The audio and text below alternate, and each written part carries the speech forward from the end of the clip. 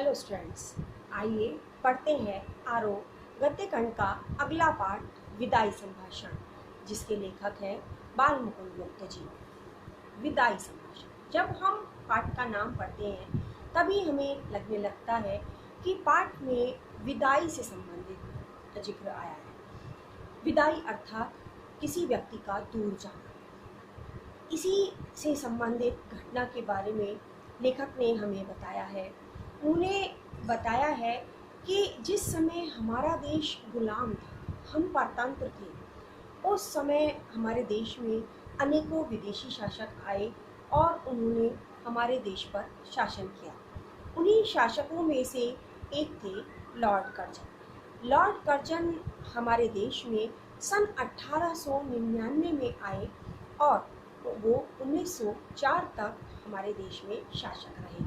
1904 में ही उन्हें दोबारा वाइसराय बनने का मौका मिला और वह फिर से भारत के शासक हो गए।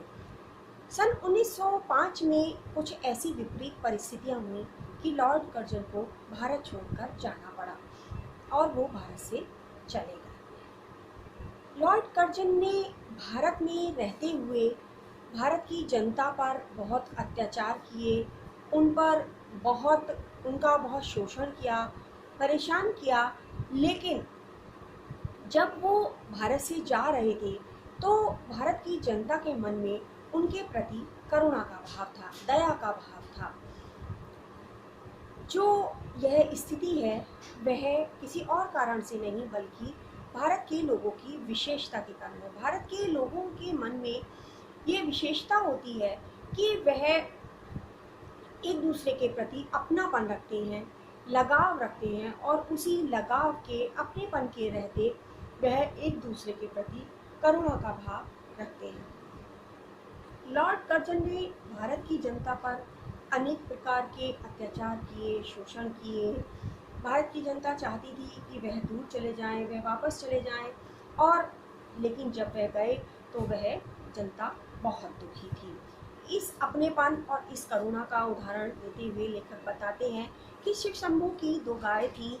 एक गाय बहुत सीधी थी और दूसरी गाय जो थी वह सींग मारने वाली थी।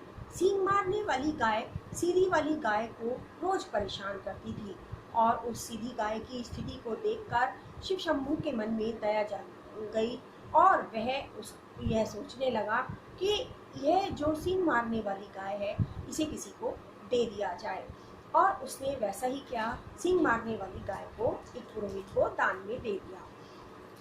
स्थिति यह हुई कि जब सीधी वाली गाय को खूंटे पर बांधा गया और उसे चारा दिया गया तो उसने चारे को मुंह तक नहीं लगाया और पूरा दिन वह भूखी प्यासी उदास खड़ी रही। कारण यही था कि उसके मन में सींग मारने वाली गाय के प्रति अपनापन था। भले ही वह उसे परेशान क्यों ना करती हो, लेकिन वह उसे अपना मानती थी और उसके अपनेपन के रहते ही वह उसके जाने से दुखी थी। तो लेखक का मानना है कि जिस देश में पशु पक्षियों की, जीव जंतुओं की ऐसी स्थिति हो, उनके ऐसे विचार हो, ऐसे भाव हो, तो वहाँ मनुष्यों के बारे में तो हम क्या कहें। मनुष्यों के बारे में तो हम कल्पना कर ही सकते हैं। कहते हैं कि जो लॉर्ड कर्जन था वह भारत के लोगों पर तरह तरह के अत्याचार करता था, शोषण करता था, और उसका कारण यह था कि वह चाहता था कि उसके बाद आने वाले जो शासक हैं उन्हें कुछ ना करना पड़े, वह उनके लिए इतना कुछ कर जाए कि वह आराम से अपना जीवन बिता सके। ऐसी लॉर्ड कर्जन की इच्छा थी और अपनी उसी इच्छा के रहते हुए वह भारत की जनता पर अत्याचार करता था, भारत की जनता का शोषण करता था। तो और दूसरी ओर भारतीय जनता की इच्छा थी कि लॉर्ड कर्जन जैसा शासक भारत में ना रहे और वह विदेश वापस चला जाए, तो उसकी इच्छा भी यही थी। लेकिन हम जब देखते हैं तो हमें पता चलता है कि ना ही तो यहाँ पर लॉर्ड कर्जन की इच्छा कोई मायने रखती है और ना ही भारतीय जनता की इच्छा कोई मायने रखती है। यदि महत्व है तो किसका? तीसरी शक्ति की इच्छा का। और वह तीसरी शक्ति कौन है? वह तीसरी शक्ति है ईश्वरीय शक्ति, अर्थात ईश्वर। ईश्वर जो चाहते हैं वही होता है और उसके अतिरिक्त कुछ भी नहीं होता। चाहे लॉर्ड कर्जन ने ही कुछ क्यों ना चाहा हो, चाहे भारत की जनता ने ही क्यों ना चाहा हो, दोनों में से किसी के भी कुछ भी चाहने की कोई अहमियत नहीं है, कोई महत्व नहीं है। महत्व है तो सिर्फ तीसरी शक्ति अर्थात ईश्वर की इच्छा का कि ईश्वर आखिर चाहते क्या है। ईश्वर चाहते थे कि लॉर्ड कर्जन भारत आए, वह यहाँ का वाइसराय बने, वह वाइसराय बन गया। ईश्वर चाहते थे वह दोबारा वाइसराय बने, वह दोबारा वाइसराय बन गया। ईश्वर चाहते थे कि दोबारा उसका कार्यकाल बहुत कम हो, तो परिस्थितियां ऐसी बन गई कि वह दोबारा के कार्यकाल में मात्र 1 वर्ष यहाँ रहकर वह वापस चला गया। तो यहाँ पर किसी की भी इच्छा कोई मायने नहीं रखती। यदि मायने रखती है तो ईश्वर की इच्छा मायने रखती है कि ईश्वर क्या चाहते हैं और कैसे चाहते हैं, वैसे ही होगा। भारत की जनता पर इतने अत्याचार लॉर्ड कर्जन करता था, इतना शोषण करता था, उन्हें इतने तरह के दुख देता था, कष्ट पहुंचाता था, उसके बावजूद भी भारत की जनता ने उसे उतना ही सम्मान दिया, उसके साथ उतना अच्छा व्यवहार किया और उसको उन्होंने एक अच्छे शासक के रूप में अपनाने का प्रयास भी किया। स्थिति यह थी कि यदि हम देखें तो हमें पता चलता है कि दिल्ली के दरबार में महाराज एडवर्ड के रहते ईश्वर और महाराज एडवर्ड के बाद यदि किसी को महत्वपूर्ण स्थान प्राप्त था तो वह था लॉर्ड कर्जन को। और यह इस स्थिति इसका प्रमाण यह भी हमें दिखाई देता है कि दिल्ली के दरबार में लॉर्ड कर्जन और उनकी पत्नी की जो कुर्सी थी वह सोने की थी, और दूसरी ओर जो महाराज एडवर्ड के भाई थे उनकी और उनकी पत्नी की कुर्सी चांदी की थी। जब जुलूस निकलता था तो लॉर्ड कर्जन का हाथी सबसे आगे चलता था और बाकी सबके हाथी उससे पीछे चलते थे।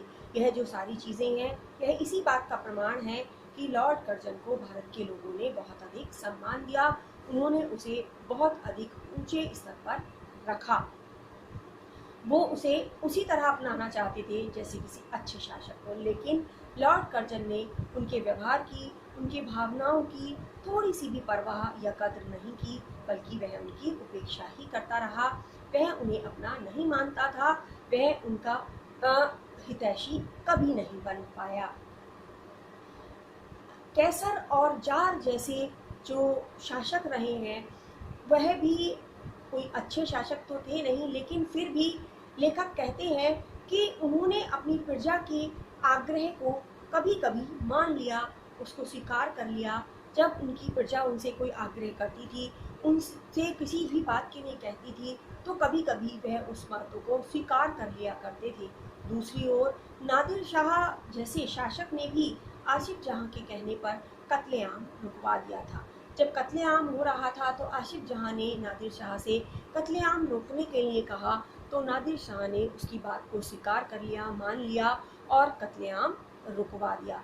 लेकिन यदि हम लॉर्ड कर्जन की ओर दृष्टिपात करते हैं, लॉर्ड कर्जन की ओर ध्यान देते हैं, तो हम देखते हैं या हम पाते हैं कि लॉर्ड कर्जन किसी की बात नहीं सुनता था। वह जिद्दी और मनमानेपन के स्वभाव वाला व्यक्ति था और वह अपनी जिद के आगे किसी को भी नहीं समझता था। उसका मानना था कि जो वह सोच रहा है, जो वह कर रहा है, जो वह ही सही है, उसके अतिरिक्त कुछ भी सही नहीं है। भारत में जिस समय आतंकी हमले हो रहे थे तो भारत की प्रजा ने लॉर्ड कर्जन से एक शासक होने के नाते उन आतंकी हमलों को रोकने की प्रार्थना की। लॉर्ड कर्जन ने उनकी बात सुनी और उनका एक समाधान निकाला। लॉर्ड कर्जन ने जो समाधान निकाला वह समाधान क्या था? वह समाधान था बंगाल का विभाजन। उसने कहा कि यदि बंगाल का विभाजन कर दिया जाए तो ये आतंकी हमले समाप्त हो सकते हैं, रुक सकते हैं, इसके अलावा कोई और समाधान नहीं है। भारत की जनता को उसका यह समाधान अच्छा नहीं लगा और उन्होंने इसके लिए मना कर दिया। लेकिन लॉर्ड कर्जन इस फैसले को ले चुका था कि वह बंगाल विभाजन करेगा, तो अब वह किसकी सुनने वाला था? अर्थात वह किसी की नहीं सुन रहा था। प्रजा ने एक और प्रयास किया। 8 करोड़ जनता, भारत की 8 करोड़ जनता ने लॉर्ड कर्जन के आगे गिड़गिड़ाकर यह प्रार्थना की कि वह बंगाल विभाजन को रोक दे। लेकिन लॉर्ड कर्जन वह कहाँ सुनने वाला था? वह अपने इस फैसले पर अडिग रहा और उसने इसी फैसले को क्यों बदलने से इनकार कर दिया। उसने कहा कि जो उसका फैसला है वह ही निश्चित है, इसके अलावा कुछ नहीं होगा। जो लेखक है वो कहते हैं कि नर सुल्तान नाम के एक राजकुमार ने अपनी विपत्ति के समय में नरवरगढ़ में शरण ली। नरवरगढ़ में पनाह लेने के बाद उसने वहाँ पर उसका बुरा करने में कोई कसर नहीं छोड़ी। लेकिन जब वह नरवरगढ़ से जा रहा था तो उसने नरवरगढ़ को सलाम किया, उसने उसका धन्यवाद अदा किया और कहने लगा कि हे प्यारे नरवरगढ़, तुमने मेरा कुछ नहीं बिगाड़ा, जबकि मैंने तुम्हारा बिगाड़ने में कोई कसर नहीं छोड़ी, अर्थात मैंने तुम्हारा बहुत नुकसान किया, लेकिन फिर भी विपत्ति के समय में तुमने मुझे शरण दी, इसके लिए मैं तुम्हारा शुक्रगुजार हूँ, मैं तुम्हारा शुक्रिया अदा करता हूँ। लेकिन यदि हम लॉर्ड कर्जन के बारे में बात करें तो हम देखते हैं कि लॉर्ड कर्जन भी भारत में रहा, लेकिन उसने भारत और भारत के लोगों को कभी अपना नहीं माना, उसने उनके साथ कभी अच्छा व्यवहार नहीं किया, उसने उन्हें कभी भी स्वीकार नहीं किया, जबकि भारतीय जनता ने उसके बुरे व्यवहार के बाद भी उसे इतने अच्छे से स्वीकार कर लिया था। वो उसके को मन से चाहने लगे थे, मन से अपना मानने लगे थे। और लॉर्ड कर्जन के जिद्दीपन और मनमानेपन का जो परिणाम था वह यह निकला कि भारत में लॉर्ड कर्जन के कहने पर बहुत सारे बदलाव होते थे, उतार चढ़ाव होते थे, बहुत सारे लोगों की नियुक्ति होती थी, बहुत सारे लोगों के पदों में परिवर्तन होता था। लेकिन जब इंग्लैंड में लॉर्ड कर्जन ने एक व्यक्ति को एक अफसर के पद पर नियुक्त करने की बात कही और साथ ही उसने यह भी कहा कि यदि उसकी इस बात को नहीं माना जाएगा तो वह इस्तीफा दे देगा, तो उसकी इस बात को स्वीकार नहीं किया गया। इंग्लैंड में उसकी स्थिति यह हुई कि उसने जिस व्यक्ति को अफसर के पद पर नियुक्त करने के लिए कहा था उसे भी उस पद पर नियुक्त नहीं किया गया और साथ ही लॉर्ड कर्जन का इस्तीफा भी स्वीकार कर लिया गया। लॉर्ड कर्जन की बार बार धमकी और उसके व्यवहार का ही परिणाम था कि उसे इस्तीफा देने के लिए मजबूर होना पड़ा। जिस भारत में वह इतना अधिक सम्मानित था, भारत के लोग उसे इतना अधिक सम्मान देते थे, उसके साथ प्यार का व्यवहार करते थे, उस भारत से उसे अपमानित होकर जाना पड़ा। जिन भारत के लोगों को वह कभी अपना न बना पाया, कभी अपना न समझ सका, वह भारत के लोग उसके जाने पर बहुत दुखी थे। जब वह भारत से जा रहा था तो उस समय भारतवासियों की आंखों में उसके लिए आंसू थे, वह उसके लिए मन में दया का भाव रखे हुए थे, उनके मन में उसके लिए करुणा जाग रही थी। कारण यही था कि भारत के लोगों की विशेषता है कि वह हर किसी से अपनापन रखते हैं, हर किसी को अपना लेते हैं और उसी स्वभाव के रहते उन्होंने लॉर्ड कर्जन को उसके उसी व्यवहार के साथ अपना लिया था। वे उसे अपना मानने लगे थे और लॉर्ड कर्जन के जाने पर वो दुखी हो रहे थे। लेखक कहते हैं कि यदि हम यह सोचें, हम यह चाहें कि लॉर्ड कर्जन भारत आकर अपनी गलतियों को दोबारा से स्वीकार कर लेता, यहाँ के लोगों को अपना मान लेता, तो क्या यह संभव था? क्या दूसरी ओर हम यह सोचें कि भारतीय प्रजा उसे दोबारा से फिर से स्वीकार कर लेती, तो क्या यह संभव था? लेकिन यदि हम देखें तो हम यह पाते हैं कि भारत की प्रजा तो लॉर्ड कर्जन को फिर से स्वीकार कर लेती, लेकिन लॉर्ड कर्जन का जैसा स्वभाव था वह फिर से भारत आकर यहाँ के लोगों को अपना मानने के लिए तनिक भी तैयार नहीं था। वह इस बात के लिए बिल्कुल भी राजी नहीं हो सकता था कि भारत की जनता उसकी अपनी है। उसने भारत की जनता के प्यार और लगाव का, अपनेपन का यही बदला दिया कि वह उनके प्रति घृणा का भाव मन में रखता था, वह उन्हें अपना नहीं मानता था। यही उसका स्वभाव था और वह इस पर रहा और अपने उसी जिद्दीपन और मनमानेपन के स्वभाव के कारण ही उसे यहाँ से जाना पड़ा, उसका बुरा परिणाम उसे भुगतना पड़ा, उसे इस्तीफा देना पड़ा और उसका इस्तीफा स्वीकार भी कर लिया गया। इतनी अपमानित अवस्था में लॉर्ड कर्जन को भारत से जाना पड़ा।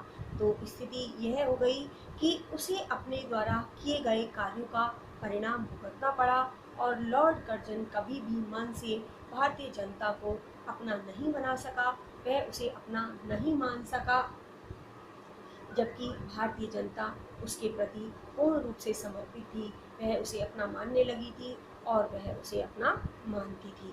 यहीं पर आपका पाठ समाप्त होता है। धन्यवाद।